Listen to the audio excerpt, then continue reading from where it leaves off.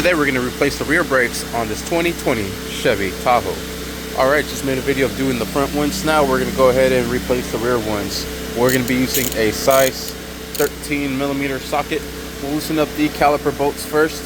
We'll start off with this top one here and make our way over to the bottom one down here. Sweet. And if the caliper pin turns, you can use some pliers or a crescent wrench to kind of hold it into place, just like so, as you're able to crank it with the ratchet. Sweet. Alright, we'll bring the caliper up and out and sit it upside down, just like so. We'll remove the brake pads from their location, and then we'll remove the brake hardware as well. These pads still got about 15% life. We're going to put that one there because we're going to compress that with the seat clamp. Just go ahead and knock that out while we are at it. And just like that, so the piston is compressed all the way in. Perfect. Alright, once you remove the other pad, remove the brake hardware from here.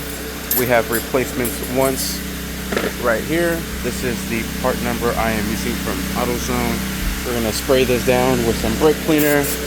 Have a nice clean surface to work with. We'll wipe this down. Sure everything is nice and clean.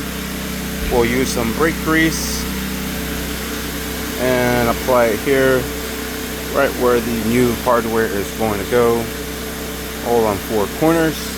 We will install the new brake hardware into place, just like so, and just compress that down. Alright, same thing for the top, and then we'll apply a little bit of grease here, and here, and up here, where our new pads are going to come into place. I like to put a little bit of grease here, and here, and here, where the pads are going to be making contact as well. We will install the new pads into place. One has sensor, one does not, so you want to make sure that they are evenly paired. Okay, the one without the sensor will go on the outside here.